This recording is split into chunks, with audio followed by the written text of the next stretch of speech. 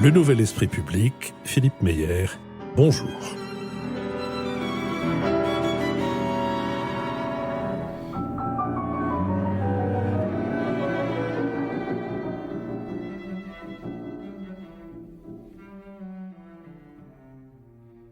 Bonjour, merci de nous avoir rejoints pour cette émission thématique du Nouvel Esprit Public, émission qui portera sur le voyage en question, et au cours de laquelle nous recevons Jean-François Rial. Jean-François Rial, bonjour. Jean-François Rial, président du groupe Voyageurs du Monde. Cette émission est soutenue par le groupe d'assurance MMA. Elle est soutenue de deux manières. Elle est soutenue financièrement et elle est soutenue moralement, si je puis dire, puisque MMA fait connaître notre émission à ses collaborateurs et aussi à ses clients.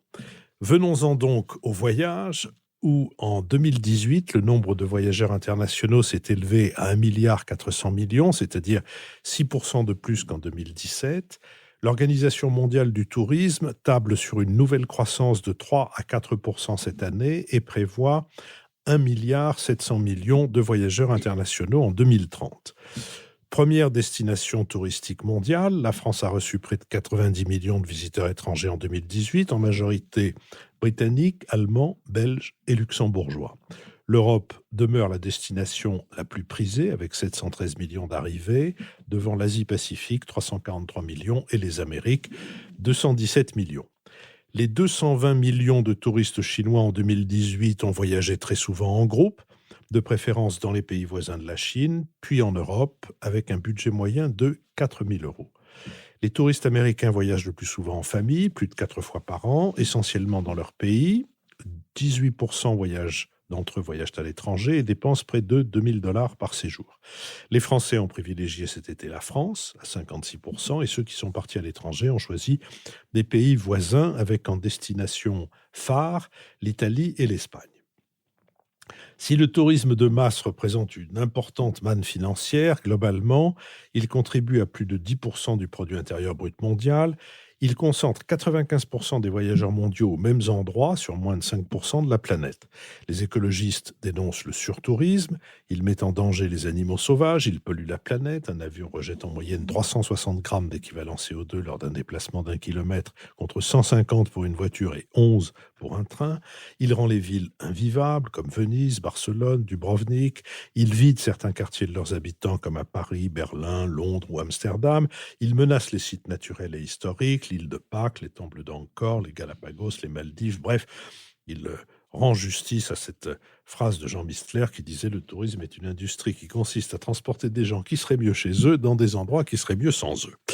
Des solutions sont tentées pour remédier au surtourisme, répartir les flux géographiquement, les étaler dans le temps, augmenter le coût des séjours, limiter les locations de courte durée, interdire des lieux, imposer ou proposer des quotas, diriger les flux touristiques. Jean-François Rial, je l'ai dit, vous êtes le président du groupe Voyageurs du Monde, et nous allons vous interroger avec Marc-Olivier Padis, directeur des études de la Fondation Terra Nova, avec Nicole Diesotto, titulaire de la chaire Union européenne au Conservatoire national des arts et métiers, et avec Mathias Feckel, conseiller régional de Nouvelle-Aquitaine, avocat et ancien ministre de l'Intérieur.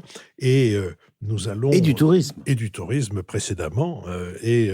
Parce que de l'intérieur et du tourisme, c'est quand même important. C'est la même chose. C'était successivement. Un peu compliqué, pas en même temps. c'était donc successivement. Donc, je l'ai dit, vous êtes le président du groupe Voyageurs du Monde. Avec vous, nous allons essayer d'examiner, peut-être de répondre à certaines questions comme comment organiser des voyages basés sur le respect des régions et des populations visitées, comment organiser la solidarité et la répartition équitable des retombées économiques du tourisme, comment contrebalancer la pollution créée par les transports aériens, et peut-être d'autres questions que vous-même, Jean-François Rial, jugerez aussi ou plus importantes que celles que je viens d'évoquer. Selon la tradition des émissions thématiques, le choix de la première question abordée est à l'invité. Il peut prendre dans celle que je propose ou en évoquer une autre. Jean-François Rial. On va commencer par le surtourisme, parce que c'est une question clé. Je dirais que le tourisme, comme toutes les activités d'ailleurs économiques ou mondiales, il a des plus et il a des moins. Le surtourisme consistant à ce qu'on ait, par exemple, des touristes qui vivent, qui logent à Aubervilliers dans des chambres très très peu confortable, le tourisme chinois en particulier, de masse, et puis qui ne vient à Paris que pour prendre un bus dans lequel il émet du CO2 en venant d'Aubervilliers pour aller au Galeries Lafayette, et puis consommer intégralement que des produits dans les Galeries Lafayette avec que du personnel chinois, je pense que c'est un tourisme qui n'est pas souhaitable. C'est politiquement incorrect, mais je pense que le tourisme de masse de ce type, dans n'importe quel endroit de la planète, n'est pas souhaitable. Néanmoins, il ne faut pas mélanger tourisme de masse avec toutes ces dérives absolument insupportables, où quand vous arrivez à Santorin dans un paquebot de croisière, vous avez 500 types qui sortent avec un drapeau et qui vont tous dans des boutiques à touristes où il n'y a que des bibelots pour Chinois et ils ne voient pas grand-chose de Santorin.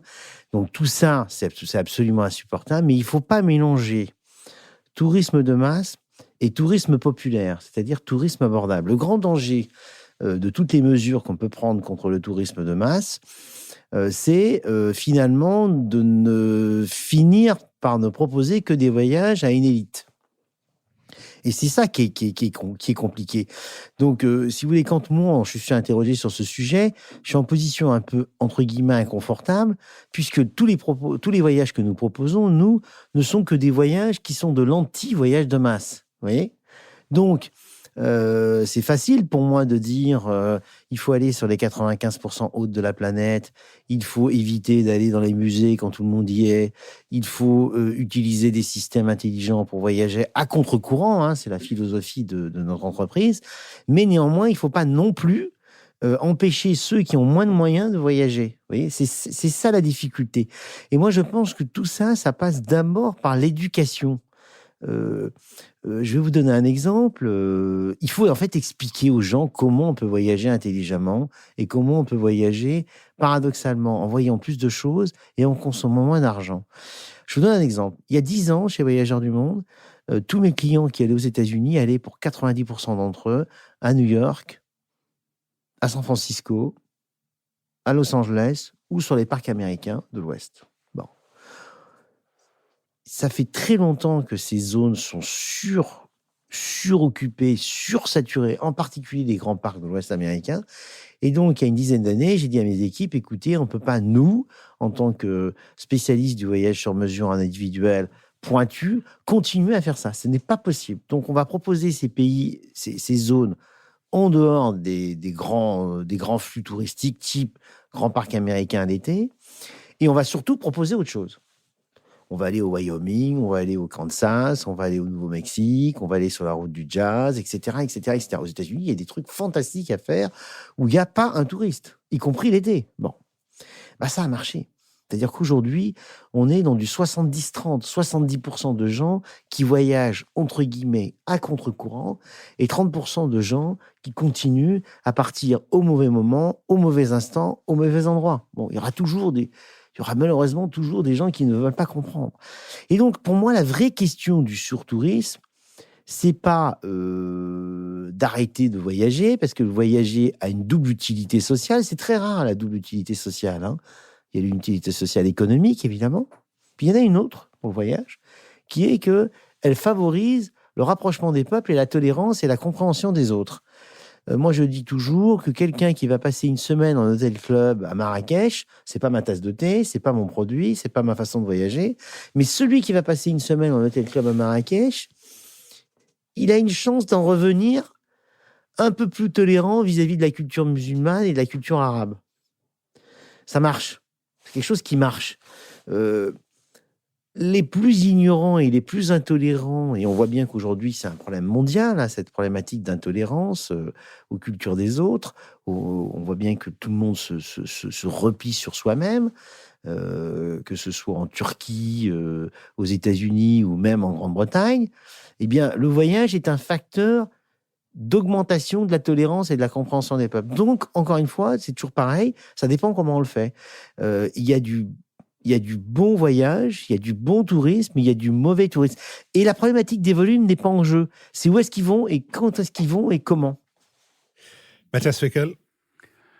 D'abord, je suis très heureux de faire cette émission avec Jean-François Rial, que, comme il le sait, j'apprécie beaucoup et qui est une personnalité à part, je pense, dans le monde du tourisme à travers ce qu'il a construit à Voyageurs du Monde, et puis à travers une liberté de pensée aussi très forte, qui n'est pas évidente quand on est à la tête d'un groupe comme ça.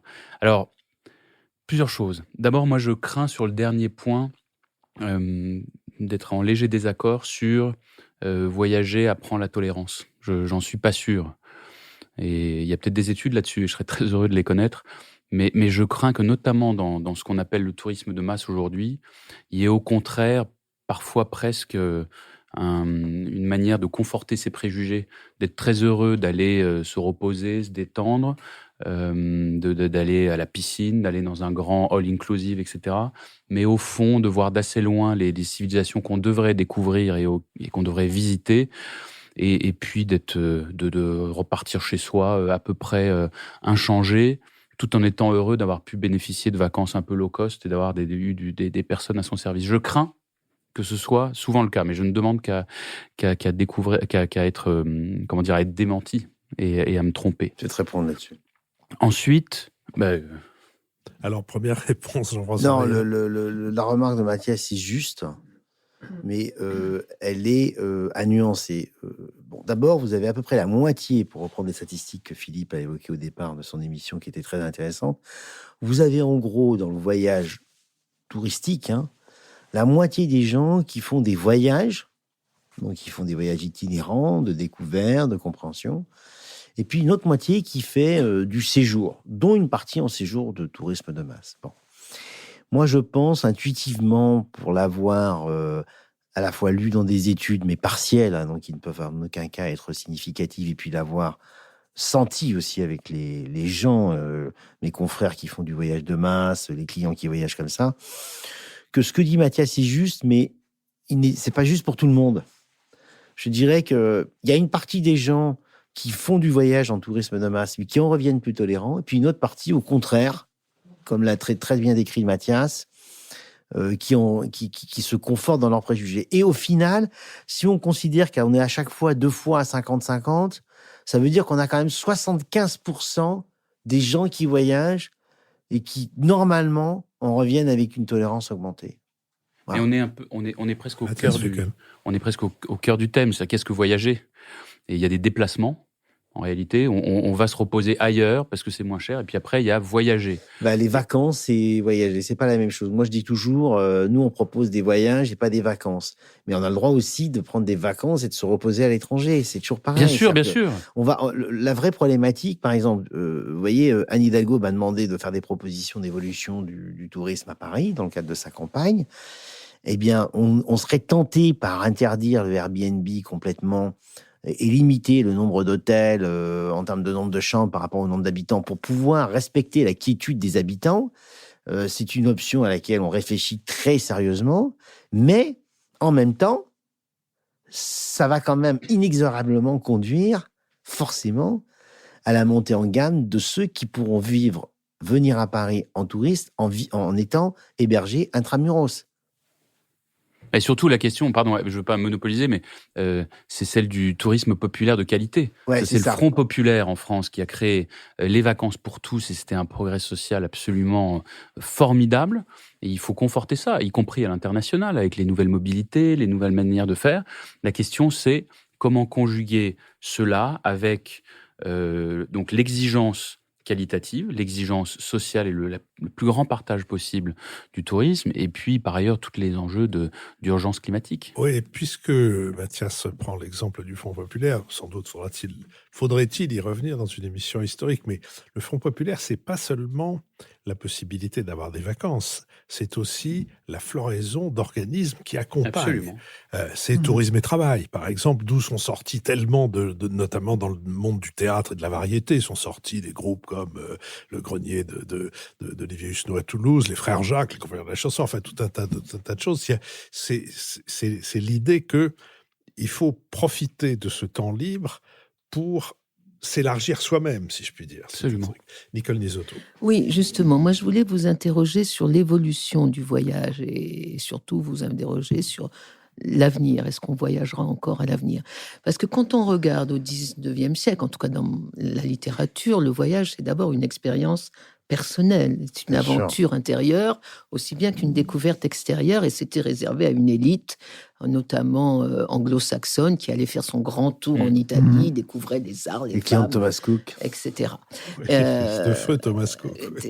Voilà. Et bon, au XXe siècle, là, on a la grande révolution du voyage, du tourisme de masse, du voyage pas cher et accessible à tous. La question est-ce qu'au XXIe siècle, la révolution ne viendra pas de l'injonction climatique?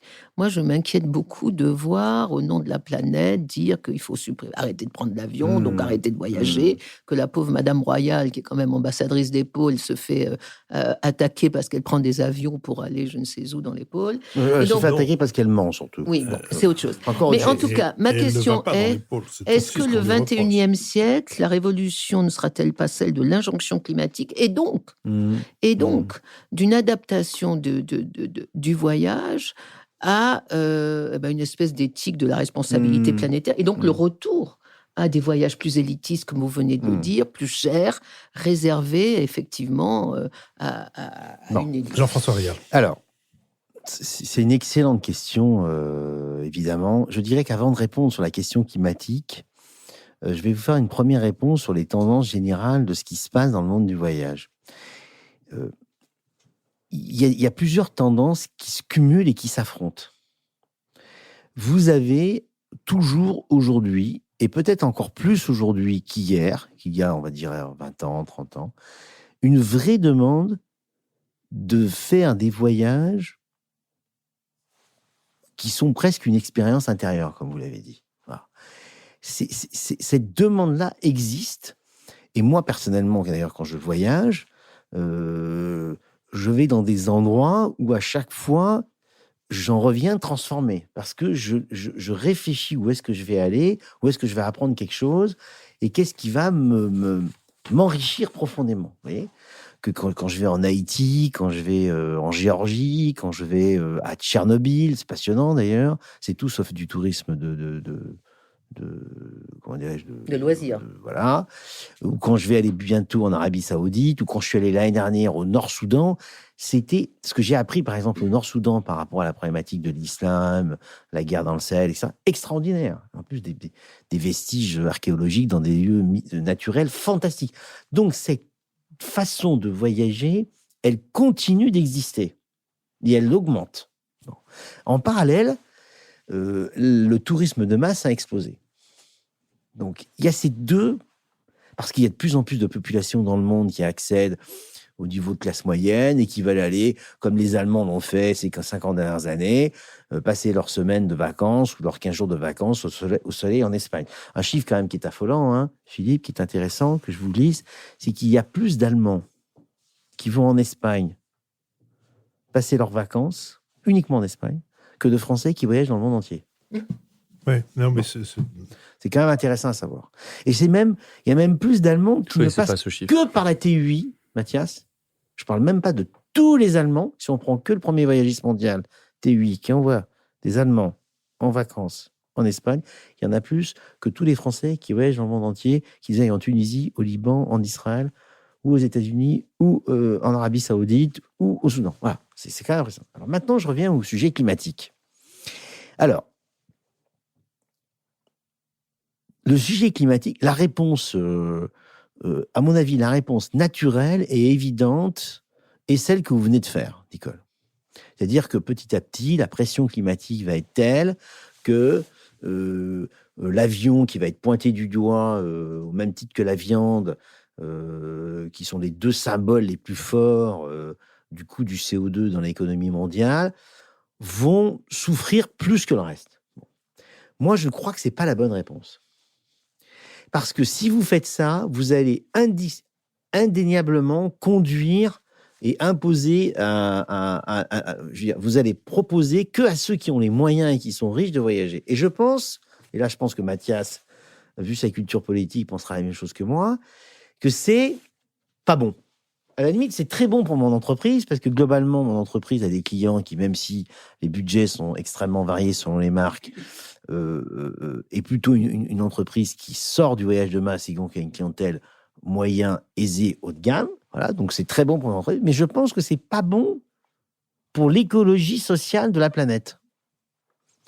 Et moi, je pense que la réponse, elle doit être différente. Et c'est celle que nous pratiquons. L'avion est indiscutablement un facteur du réchauffement climatique. Ça, c'est indiscutable. Certes, pas dans des proportions très importantes, 3-4%, mais cette proportion ne va faire que monter. Et même si c'était 1%, il faut agir. Bon. Donc, ceux qui stigmatisent l'avion, je dirais qu'ils ont à la fois raison et tort, parce qu'en fait, il faut qu'on stigmatise toutes les activités qui sont émettrices de CO2. À commencer par celles qui commencent à se nourrir, à se chauffer. Donc, toutes les activités qui émettent du CO2 doivent être prises en compte. Or, le GIEC nous dit, si on veut éviter la catastrophe, qu'on doit schématiquement diviser par 2 en 10 ans nos émissions et les anéantir en 30 ans. Bon. Moi, je dirais que c'est ça l'étape de la loi. Pour moi, tout le reste, c'est du cirque. Donc, si on veut se préoccuper de ce sujet, l'industrie touristique doit s'en préoccuper au même titre que les autres et doit faire sa transformation pour la conduire à moins 50% en 10 ans et à moins 100% en 30 ans. Et là, on a un problème. On a un problème qui est spécifique à l'avion. C'est qu'on n'est pas capable, technologiquement parlant, de faire cette transition en 30 ans, à 100%. On n'en est pas capable. On sait qu'on saura le faire à 40, 50 ans, une partie en avion électrique pour les distances très courtes, et surtout la grande technologie de l'hydrogène vert qui va exploser parce qu'elle nous permettra de produire de l'hydrogène à la base d'électricité renouvelable, et donc là, on sera 100% vert. Bon, c'est possible, mais il va falloir, je dirais, un certain temps pour gérer cette transition. Et cette transition prendra plus que 30 ans. Donc moi, je dis que pour l'avion, il faut que l'avion ait le droit, plus que les autres, d'avoir des crédits carbone. Moi, j'appelle ça l'absorption, d'autres appellent ça la compensation. Moi, la compensation, ça me dérange, parce que la compensation permet de financer des projets carbone qui ne sont pas toujours très crédibles en termes d'absorption de carbone et d'additionnalité, parce qu'il faut absolument que ce soit additionnel, des crédits carbone. Si vous financez des projets qui vous absorbent du carbone qui auraient été financés par ailleurs, c'est juste impossible, quoi. Vous voyez, par exemple, moi, j'ai lancé une ferme écologique dans le Perche à titre personnel. Je devais planter des centaines de mètres de haies. Ces haies me coûtaient, on va dire, 40 000 euros. Eh ben, il y a des gens qui sont venus me voir pour me proposer de les financer contre des crédits carbone. C'est inacceptable parce que je les aurais fait quand même. Vous voyez ?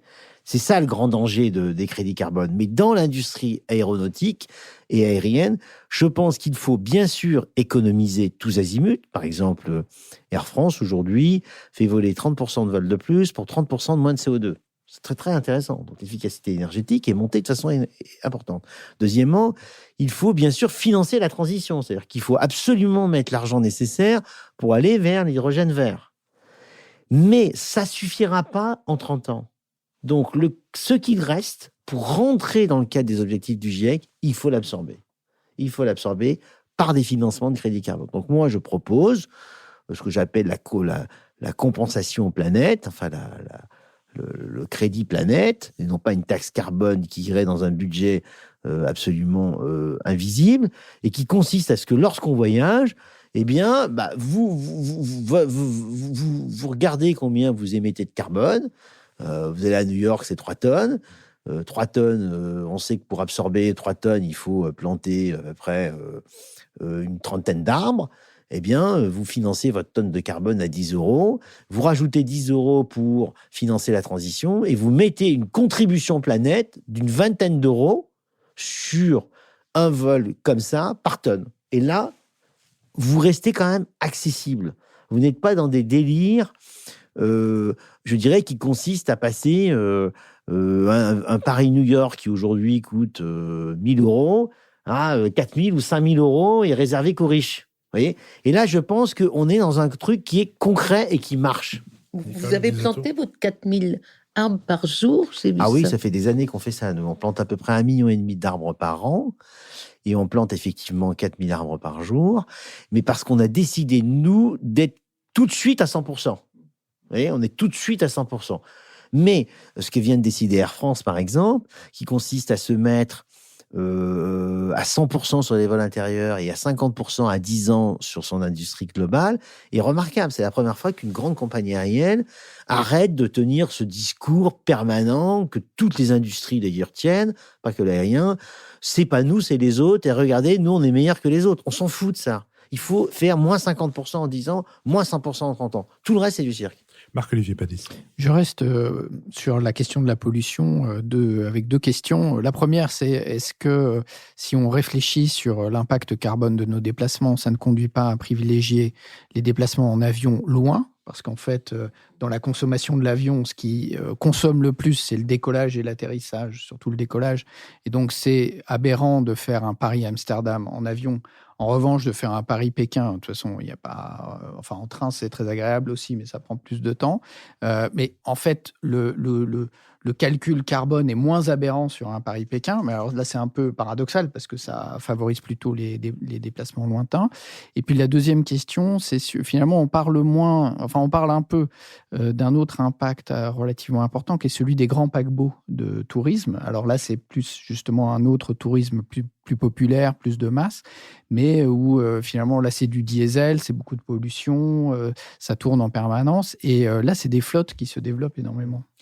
Alors, Jean-François Rial. ce que vous dites, c'est très très juste et ça rentre dans le cadre de ce que j'appelle le triptyque du plan de l'aérien. C'est-à-dire que le plan de l'aérien, c'est 1, on économise, 2, on finance la transition, 3, on absorbe le reste. Dans le 1, on économise, il est évident que tout ce qu'on peut faire en évitant l'avion, à des conditions d'usage proches, on doit le faire. C'est-à-dire que, évidemment, que Bruxelles, Amsterdam en avion, c'est idiot. Probablement Bordeaux, Paris aussi, mais à condition qu'on connecte la SNCF à Roissy de façon optimale et efficace. Sinon, on poussera le client de Bordeaux à prendre l'avion et à le prendre pas par une compagnie française parce qu'il ira se connecter à Francfort ou à Londres. Donc en fait, on va augmenter le CO2. Donc les propositions de Ségolène Royal ou de je sais plus qui c'était d'ailleurs, Delphine Batteau ou François Ruffin sont apparemment intelligentes, mais elles sont en fait complètement idiotes. Sur pareil, la vérité se cache dans les détails.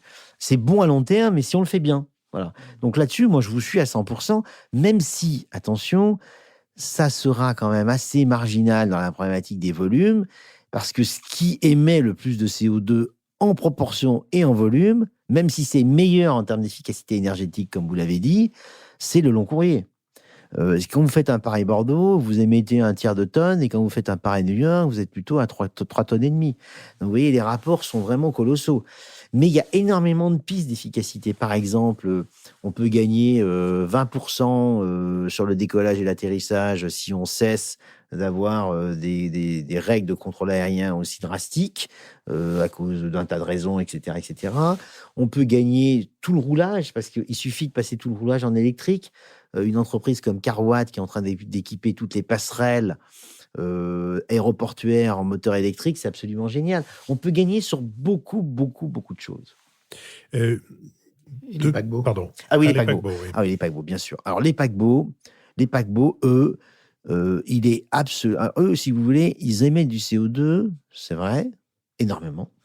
Surtout avec du fioul lourd, c'est une catastrophe. Mais en plus de ça, ils émettent des particules fines. C'est complètement délirant. Les particules fines émises par le fioul lourd quand ils sont à quai à Marseille, c'est complètement délirant. Et ils détruisent la biodiversité en saccageant tout, en passant, comme ils le passent, dans les fonds de mer. Donc eux, moi, je pense qu'il faut qu'ils fassent leur révolution totale. C'est-à-dire que, alors, ils commencent à bouger un peu. Je les ai interpellés. Il y a une association qui s'appelle la CLIA, qui est l'espèce d'association, l'association des paquebots mondiaux, des compagnies de paquebots mondiaux. Mais si vous voulez, en gros, eux, ils sont comme IATA, qui est l'organisation des compagnies aériennes, en pire. C'est-à-dire que la spécialité de ces gens, c'est de vous expliquer qu'ils sont géniaux et que les autres sont pires. Or, ils sont absolument catastrophiques. Mais ils sont en train de commencer à bouger. Mais vous voyez, par exemple, ils se dirigent vers une motorisation au biogaz. Bon, c'est bien, mais ça va émettre moins de CO2, ça va être moins de particules fines. Mais c'est pas ça qu'ils doivent faire. Ils doivent totalement passer à l'hydrogène vert. Il y a zéro choix. Et ils doivent aussi changer la taille de leur bateau, qui génère des nuisances absolument catastrophiques pour les habitants, tant en termes visuels qu'en termes de tourisme de masse, et qui, par ailleurs, à cause de leur taille, détruisent les fonds marins. C'est pas possible. Moi, je serais à la tête de ces entreprises, je changerais tout. Parce qu'à long terme, ils vont se faire stigmatiser par les consommateurs. Vous savez, il y a quelque chose qui se passe en ce moment qui est très intéressant sur le réchauffement climatique et sur l'écologie. globalement, nos décideurs politiques et entrepreneuriaux, ils n'ont pas vraiment compris. Je suis désolé de dire ça, mais ils n'ont pas compris. Par contre, les salariés, ils ont compris. Et les salariés d'Amazon, quand ils disent à Jeff Bezos, soit tu changes ta politique écologique dans tes centres d'entrepôt, soit on se tire, il est obligé de céder. Et dans le voyage, par exemple, une information que je vous glisse, les entreprises qui ne sont pas engagées sur ces sujets, elles n'arrivent plus à recruter. Elles n'arrivent plus à recruter. Et je pense que le problème majeur que les grandes entreprises vont avoir sur le sujet de l'écologie, et on voit certains très grands patrons changer d'attitude là-dessus, alors qu'ils ont zéro sensibilité écologique, ne me demandez pas de nom, eh bien, ils sont en train de changer parce qu'ils ne peuvent plus recruter. Parce que les jeunes diplômés, ils n'en veulent plus. Est-ce qu'on peut avoir des noms? Non, deux questions. L'une qui n'est pas nécessairement, mais je voudrais savoir si elle est en rapport avec notre sujet. Est-ce qu'il y a quelque chose pour notre sujet à apprendre de la faillite de Thomas Cook? Alors, c'est pas totalement notre sujet, mais on peut l'aborder en quelques minutes.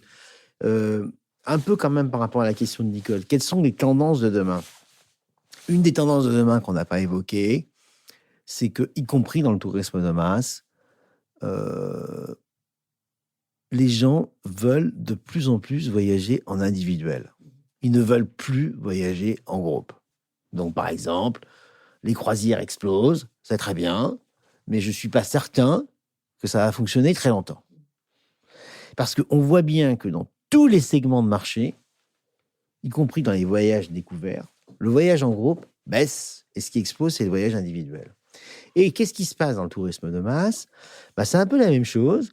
Dans le tourisme de masse, vous voyagez tous en même temps dans un même avion et tous dans un hôtel, au bout, tous ensemble, du début à la fin, avec des bus entre les deux, des jolis bus qui sont très agréables, qui émettent beaucoup de diesel et qui sont très esthétiques. Eh bien, tout ça est en train de voler en éclats et le client réserve lui-même son low cost, il choisit son hôtel tout seul et fait son transport en Uber ou en etc.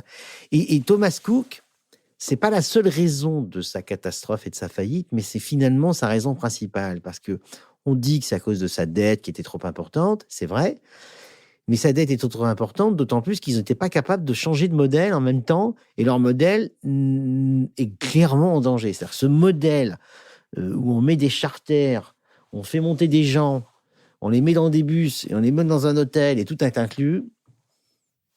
Mais je ne suis pas optimiste pour lui. Est-ce que ce modèle-là n'est pas par définition même le modèle du tourisme chinois, des touristes chinois, et ces touristes chinois, dont j'ai dit tout à l'heure, il y en a eu 220 millions au dernier recensement, c'est une blague, 220 millions, c'est rien. C'est-à-dire, c'est pas pour parodier le titre de l'imperfite, qu'est-ce qui va se passer quand la Chine voyagera, vraiment? Alors, moi je pense que c'est tout à fait ce qui se passe pour, je dirais, les pays émergents, encore que certains pays émergents passent directement à une forme de tourisme plus élaborée, mais c'est temporaire. Aujourd'hui, on voit énormément de... Vous voyez, l'autre jour, j'étais dans un endroit que j'adore, où je vais souvent prendre un petit café, qui est pas mon bureau, qui est un petit café très sympathique, très charmant, très historique de Paris, qui est le café Verlet. Je ne sais pas si vous connaissez. Bon. Torréfacteur. Voilà. Verlet, les chocolats. Voilà. Café chocolat, oui, Palais Royal. Cette émission ne favorise pas l'aveu par chacun de ses turpitudes. Mais Philippe, ce qui est intéressant, c'est quand je suis rentré dans le café Verlet à 9h20 du matin, il y avait 8 tables prises de gens individuels, il y en avait 6 de Chinois ou d'Hongkongais. Donc, dans des endroits très pointus comme ça, ils voyagent en individuel maintenant. C'est-à-dire que vous avez sur les 220 millions, probablement 150 millions qui voyagent en masse, mais vous en avez peut-être 50 ou 70 millions qui ont déjà changé. Et une des caractéristiques de notre époque, c'est que les changements vont plus vite. C'est-à-dire que, par exemple, en Afrique, vous passez pas vous n'avez pas le téléphone et vous passez pas par le téléphone fixe, vous allez directement au mobile. Et tout est comme ça. Tout va beaucoup, beaucoup plus vite. Donc, moi, je pense que cette forme de tourisme, y compris dans ces pays, elle va souffrir. Mathias Fekl. Moi, je voudrais interroger Jean-François sur le voyage en France. Est-ce qu'on va constater dans les années qui viennent c'est un peu le lien avec ce qui était dit tout à l'heure, mais des voyages qui se font moins loin. Alors, sans aller jusqu'à Kant, qui n'était jamais sorti de Königsberg, ou jusqu'à Xavier de Metz, qui lui avait écrit un assez incroyable voyage autour de ma chambre, où là, il ne sort même pas de chez lui. Mais est-ce qu'on va avoir des tendances qui consistent à découvrir ce qui est près de chez nous, notre patrimoine, notre gastronomie, nos départements? Est-ce qu'on constate là-dessus des choses? En partie pour des raisons positives, on a envie de mieux connaître notre propre pays, nos départements, en partie aussi pour des raisons de contraintes financières qui font que, ne pouvant peut-être plus s'offrir les mêmes voyages lointains qu'avant, les gens se disent après tout, on peut aussi passer des voyages extraordinaires dans notre propre pays. Alors, Jean-François Rial. d'abord, le tourisme de proximité, il est extrêmement majoritaire aujourd'hui, déjà. Essentiellement d'ailleurs pour la raison que tu as évoquée, budgétaire. Par contre, moi je vois bien quelque chose est en train de se transformer, qui va être long parce qu'il concerne essentiellement les jeunes générations, mais il va y avoir un tourisme de proximité qui va encore plus se développer. Il est déjà très haut, hein, mais il va encore plus se développer. Donc là, ça va dans ton sens. Parce que certains jeunes ne veulent plus prendre l'avion et même prendre des voitures parce qu'ils ne veulent pas émettre de CO2. Clairement, ils sont engagés. Ils ne sont pas uniquement dans le discours. Ils sont dans le concret et ils font. Et très clairement, ça va favoriser le tourisme local et favoriser certaines régions moins visitées, moins connues. Et puis en plus, quand tu y rajoutes le phénomène qu'a évoqué Philippe au départ de l'émission, du surtourisme, on a tout intérêt à voyager, à aller dans des endroits moins fréquentés que d'autres et qui sont tout aussi beaux. C'est ça qui est très intéressant d'ailleurs. Alors, est-ce qu'on est prêt sur l'agritourisme, le no-tourisme, le tourisme brassicole et le cyclotourisme, etc.? Alors, on est prêt sur certaines choses en France, mais il y a des choses sur lesquelles on n'est pas du tout prêt. C'est, je dirais, la révolution de l'hébergement. On a un très très gros problème de qualité d'hébergement et de quantité d'hébergement dans ce que j'appelle la France touristique alternative. Si vous voulez aller dans un hôtel de charme dans le Cantal, bah vous n'avez pas de solution. Le Cantal, c'est absolument merveilleux, c'est des paysages de dingue.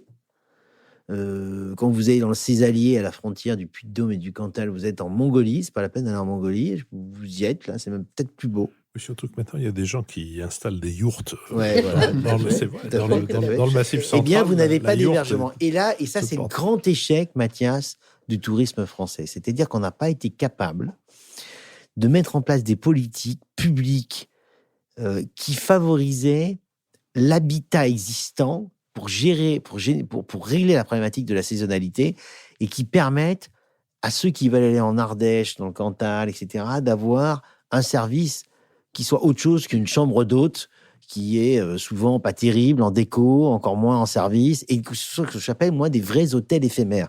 C'est-à-dire développer le concept des hôtels éphémères.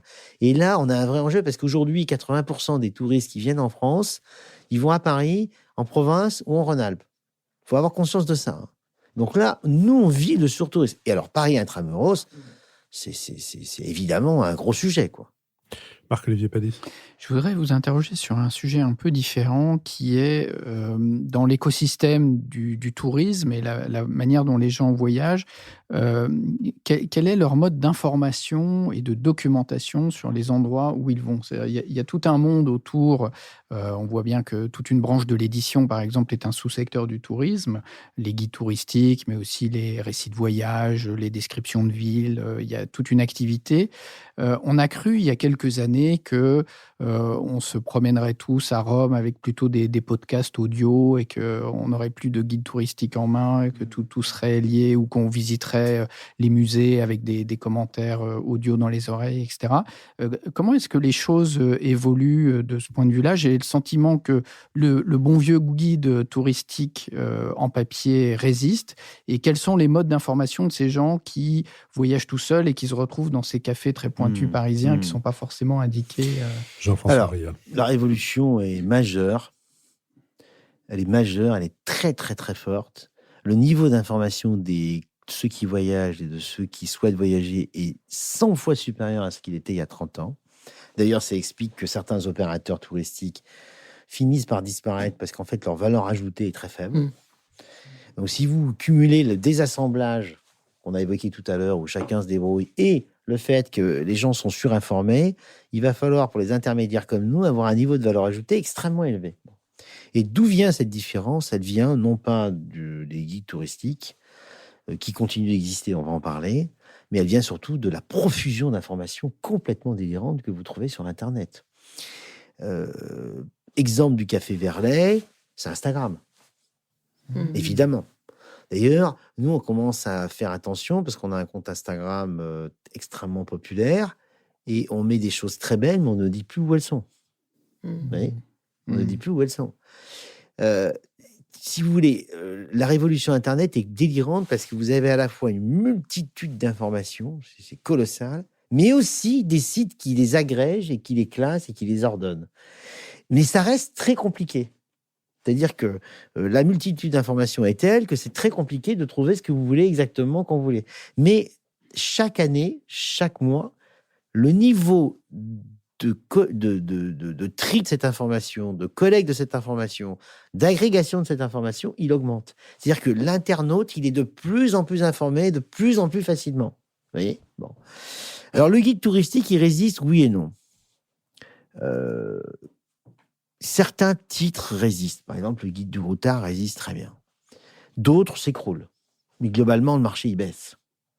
Et surtout, le guide touristique, il a été utilisé beaucoup avant de partir et pendant le voyage. Moi, je pense qu'aujourd'hui, il est utilisé essentiellement pendant le voyage. Il est de moins en moins utilisé avant de partir. Aujourd'hui, si vous voulez, 95% des gens qui souhaitent voyager vont d'abord se renseigner sur Internet. Et dernier exemple, puis après, je vais m'arrêter là-dessus, qui montre l'évolution délirante. Tout le monde dit, les agences de voyage, il faut les faire sympas, jolies, pour que les gens viennent, parce que c'est ringard, avec leurs affichettes, leurs trucs pour, etc. Bon. Les plus belles agences, enfin, parmi les plus belles agences qui existent, il y a les nôtres, qui sont très connues pour ça, surtout celle de Paris, qui est un véritable temple du voyage, qui est très, très belle. Mais je vais vous dire une chose. Chaque année, mon chiffre d'affaires monte, mon nombre de clients monte, et en même temps, chaque année, le nombre de clients qui rentrent dans mon agence baisse. Voilà. Avec ça, vous avez tout compris. Nicole Nisotto. Moi, j'ai deux questions. La première sur la géopolitique du voyage. Ouais. Parce que il me semble qu'il y a un paradoxe. Philippe donnait tout à l'heure des chiffres tout à fait impressionnants, 1,3 ou 4 milliards de touristes par an, et ça augmente. Et en même temps, pour des raisons essentiellement géopolitiques, la zone géographique où on peut aller sans problème, en toute sécurité, diminue. Il suffit de regarder le site du Quai d'Orsay, conseil aux voyageurs, et tout le sud de l'Europe, qui va de la Mauritanie pratiquement à l'Afghanistan, et même au-delà, c'est quand même déconseillé aux voyageurs. Et donc, est-ce que ça a un impact sur votre activité? Est-ce que, d'abord, ça n'augmente pas le surtourisme? Deuxième question, c'est sur la sociologie du voyage. Moi, il me semble qu'on vit dans une espèce de désacralisation aujourd'hui du travail, et je connais beaucoup de jeunes hyper diplômés qui interrompent leurs études ou leur carrière pour partir un an, faire le tour du monde et revenir. Donc, Avec l'argent de papa. oui, peut-être, mais en tout cas, la désacralisation du travail est un facteur favorable, au contraire, à la sociologie du voyage. Est-ce que ça, vous le ressentez aussi? Ou est-ce que c'est marginal? Alors, le second point, je vais répondre tout de suite, parce que le premier point est bien plus intéressant. Le second point est marginal. Ça existe, mais c'est marginal. Ce qui existe plus dans ce que vous évoquez, c'est un certain égoïsme très important des jeunes. Pas tous, pas tout le temps, mais quand même. C'est-à-dire que ils veulent le beurre, l'argent du beurre, le contre-beurre, les avantages de l'entreprise, mais aucun inconvénient, etc. Et je suis un patron social, moi. Donc, bon. Mais ça, c'est un autre sujet. Ça mériterait peut-être une émission, d'ailleurs, ça, Philippe, pour vous. Bon. Sur le premier point, alors en réalité, il faut se méfier de l'apparence des choses. En réalité, il y a autant de pays dans lesquels on ne pouvait pas aller, dans lesquels aujourd'hui on peut aller, aujourd'hui, qu'il y en a dans lesquels on pouvait aller et dans lesquels on ne peut pas aller aujourd'hui. Je vais vous donner deux exemples. Vous ne pouviez pas aller pratiquement dans l'ensemble des pays de l'ex-Union soviétique. Là, vous allez partout. Vous ne pouviez pas aller en Colombie. Vous y allez. Bien sûr, on a le très gros problème du Sahel, où on envoyait énormément de gens au Niger, en Algérie, en Libye, etc. On ne peut plus y aller. Mais on revient en Mauritanie depuis 2 ans. Oui, bon. Effectivement, on envoyait des gens en Syrie, en Irak, on n'y va plus. Mais globalement, ça tourne. Et puis, vous aviez des pays où on n'envoyait personne en Afrique du Sud. Personne. C'était l'apartheid, c'était épouvantable. On n'envoyait personne en Birmanie. On n'a jamais pu envoyer personne en Arabie Saoudite, parce que les Saoudiens, comme une bonne dictature qui se tient, comme la Corée du Nord, détestent les touristes. Parce qu'il n'y a rien de pire qu'un touriste pour une dictature. Ils ont décidé d'ouvrir. Je ne suis pas sûr que ça fera du bien à leur régime. Mais moi, je suis ravi parce que c'est très intéressant et qu'on va pouvoir aller dans un pays, etc. Cuba, pareil, on pouvait difficilement aller à Cuba. Aujourd'hui, on va à Cuba autant qu'on veut. Donc, et puis vous savez, le tourisme de masse, il n'est pas lié, le surtourisme, au nombre de pays qui sont ouverts. Il est lié au fait qu'ils vont tous au même endroit. Plus. Peut-être la... Pardon. Non, pardon. Non, simplement parce que je vois que l'heure tourne et nous entendons le dernier quart d'heure et nous ne pouvons pas ne pas aborder la question que j'ai évoquée à propos de Venise, à propos de Dubrovnik, à propos de Barcelone, à propos de Paris. On en a dit un mot tout à l'heure, mais je veux dire, le tourisme a des effets très importants sur ces villes, des effets que beaucoup peuvent considérer comme négatifs. Qu'est-ce qu'on peut faire pour réguler, contrôler, maîtriser, reprendre le tourisme dans des villes où le tourisme a ces effets?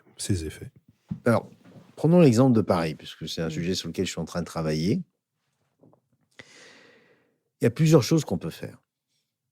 D'abord, toutes les zones les plus fortement demandées, le Louvre, la Tour Eiffel, Notre-Dame, etc., il faut qu'on élargisse les plages d'ouverture. Je dirais même, pourquoi pas, en tout cas c'est ma proposition, je sais que je ne serai probablement pas entendu à 100%, c'est ouvrir 24 heures sur 24. Parce que vous étalez les flux. La deuxième chose qu'il faut faire, c'est faire payer plus cher la réservation.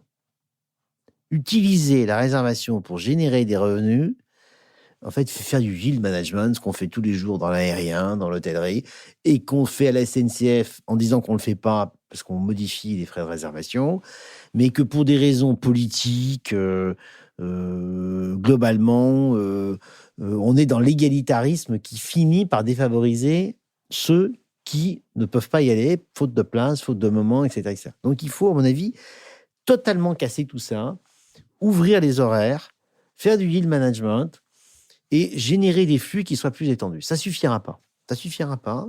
Il faut aussi, et ça c'est une proposition de plusieurs élus de la ville de Paris que je trouve excellente, c'est de décider de racheter tous les fonds de commerce par un fonds de la ville qui envahissent les zones les plus importantes en termes de visites touristiques. Notre-Dame, Saint-Michel, l'arrêt de Rivoli, toutes ces boutiques de souvenirs absolument épouvantables. On vend des tours Eiffel en plastique, fait en Chine. Enfin, vous imaginez le bilan carbone de ce truc. Et moi, je dis que là, c'est intéressant parce que la ville peut non seulement transformer ces zones touristiques en des endroits plus qualitatifs. Montmartre, regardez Montmartre, enfin la butte de Montmartre, c'est juste pas possible, quoi. Et vous transformez la ville avec des produits plus qualitatifs, avec un cahier des charges précis. Et je prétends même que la ville va gagner de l'argent parce que globalement, elle va faire à long terme des plus-values sur ces systèmes-là, surtout avec les taux d'intérêt qui sont très faibles, donc le coût de la dette va être très faible. Bon. Ça, c'est une deuxième mesure. Une troisième mesure qu'on peut prendre aussi, c'est celle-là, je pense qu'elle est vraiment particulièrement intéressante, c'est de limiter les hébergements marchands, que ce soit Airbnb ou que ce soit les hôtels, en proportion à définir dans un quartier donné par rapport au nombre d'habitations que vous avez, pour limiter je dirais, le fait qu'à un moment donné, il y a un taux de tourisme qui est très agréable pour les habitants, et puis il y a un taux de tourisme qui devient insupportable pour les habitants. Voilà. Tout ça, c'est un problème d'équilibre. Et puis, bien sûr, pour Paris, favoriser, je dirais, par la pédagogie, ce que je vous ai évoqué tout à l'heure sur les États-Unis. Pourquoi tous aller sur les Champs-Élysées alors qu'on peut aller dans des endroits très branchés du 10e arrondissement ou du 19e arrondissement qui sont extrêmement intéressants, comme on va à Londres, à Shoreditch. Vous voyez, tout ça, il faut en faire la pédagogie par les instances qui communiquent. Et les Je bus. peux penser que c'est... Alors les bus, je pense qu'il faut les bus, je vais y venir. Pardon, Philippe. Non, mais je laisse l'école, les bus. Alors les bus, c'est très simple. D'abord, c'est très simple. Il y a 3 types de bus. Il y a les bus qui font du sightseeing, vous savez, les bus rouges. Bon. Ceux-là, moi, je pense qu'il faut les laisser. Il faut les laisser avec, par contre, évidemment, un transport écologique. Tout de suite. Hein. Bon. Même si on en faisait des bus d'un plus petite taille, je trouve que ça serait mieux. Bon. Ensuite, vous avez les bus de transport, c'est-à-dire ceux qui font juste du transport, qui emmènent et qui restent pas, hein, qui transportent les gens, etc. Là, je pense c'est pareil, il faut les laisser, mais il faut que ce soit des bus électriques et de petite taille. Puis après, vous avez ce qui est, pour moi, à mes yeux, inacceptable. C'est les bus qui font des visites dans Paris en s'arrêtant à plusieurs endroits et en se garant.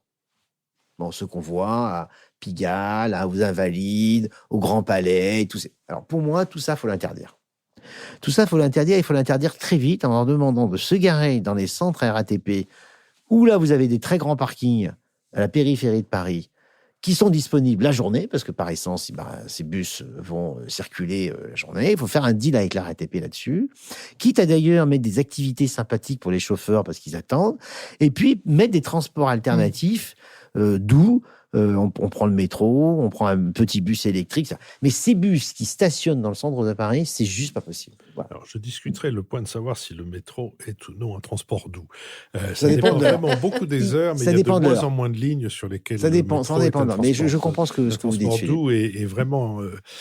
c'est aussi un sujet, mais les sujets ne manquent pas. Non, je reviens à une chose. On a fait, à la fin du mois d'octobre, on a fait une émission sur l'ensauvagement des rapports sociaux. On a pris, entre autres, l'exemple des véganes qui veulent à la fois agresser des boucheries et même agresser des bouchers. J'ai bien saisi l'intérêt de toutes les mesures dont vous avez parlé à propos de Paris. Et en même temps, il y a quelque chose que ces mesures n'atteignent pas et qu'elles ne peuvent pas atteindre. C'est le comportement des touristes. On peut limiter, par exemple, le nombre d'hébergements dans tel arrondissement en fonction de la population, comme vous l'avez dit, mais on ne peut pas faire en sorte que les touristes qui viennent passer quelques jours en Airbnb pour faire la fête à Paris arrivent à 3h, rentrent à 3h du matin en cognant contre les portes et quand ils ne répandent pas leur tripes et leurs boyaux dans l'escalier. Tout un tas d'exemples que je n'invente pas. Personnellement, une amie qui a quitté, c'est une chose tout à fait inouïe, un appartement qu'elle avait hérité de ses parents, professeur agrégé qui avait acheté à Saint-Germain-des-Prés à une époque où c'était accessible, un appartement qu'elle occupait avec son mari et ses 4 enfants.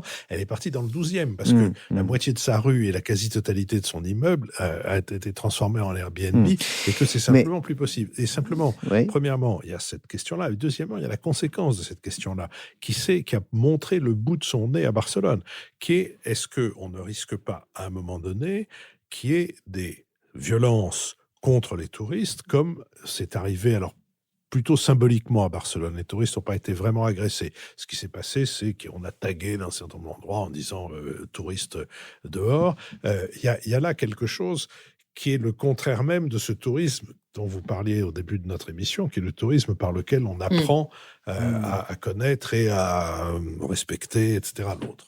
Moi, je pense que c'est possible, Philippe, avec les mesures que je propose, d'éviter ça. Hein. Parce que aujourd'hui, vous avez justement ces phénomènes-là dans certains quartiers, comme par exemple le Marais ou le Haut-Marais ou d'autres, autour des monuments. Je vais vous donner des exemples autour de Notre-Dame en particulier. Mais si vous mettez un taux maximum par arrondissement et par immeuble, ça va calmer sérieusement le jeu. Hein. C'est-à-dire que votre amie, peut-être qu'elle pourra toujours avoir un voisin indélicat, mais elle n'en aura peut-être pas, comme dans certains immeubles à l'heure actuelle dans le Marais, vous avez 30% des logements qui sont des Airbnb. Donc ça va quand même très sérieusement calmer le jeu. Mais il est évident que si on ne le fait pas, on aura 2 possibilités, soit les violences, comme vous l'avez dit, soit une autre possibilité peut-être encore pire, c'est de vider Paris de ses habitants. de certains quartiers de ses habitants. C'est Par en train de exemple, se je vais vous donner produire. un exemple moi, qui m'a énormément choqué quand j'ai travaillé avec Jean-François Martin, l'adjoint au tourisme de la mairie de Paris, de Anne Hidalgo, qui m'a montré des exemples où vous aviez des gens qui ont acheté des immeubles entiers à côté de Notre-Dame et qui les louent à 100% en Airbnb. C'est inacceptable. Alors maintenant, il y a une solution pour les Airbnb hein, qui est envisageable hein, et qu'on envisage, qui n'est pas tranchée. C'est d'interdire les Airbnb intramuros. Mais si vous faites ça, vous avez quand même un vrai problème de transition touristique parce que vous avez en gros 85 000 chambres d'hôtel, 40 000 Airbnb et donc vous risquez d'être en surchauffe le temps que certains hôtels arrivent. Et puis deuxième chose, et là Mathias, j'aimerais bien avoir ton avis, ça m'intéresserait beaucoup, c'est que l'Airbnb, ça permet quand même aux gens les plus modestes de venir intramuros dans Paris. Donc je pense que c'est compliqué, quoi. C'est pas simple. Mathias, il va vous falloir donner votre avis très rapidement, mais donnez-le. Non, sur Airbnb, moi j'avais suivi ça à l'époque. Le sujet, c'est déjà comment on rétablit de la concurrence équitable avec les hôtels, me semble-t-il, parce ça, que c'est là, réglé, il y a. Ça, c'est réglé. Enfin, Je pense qu'on l'a réglé. À l'époque, plus ou moins. C'est réglé réglementairement parlant. Le problème, c'est qu'ils trichent.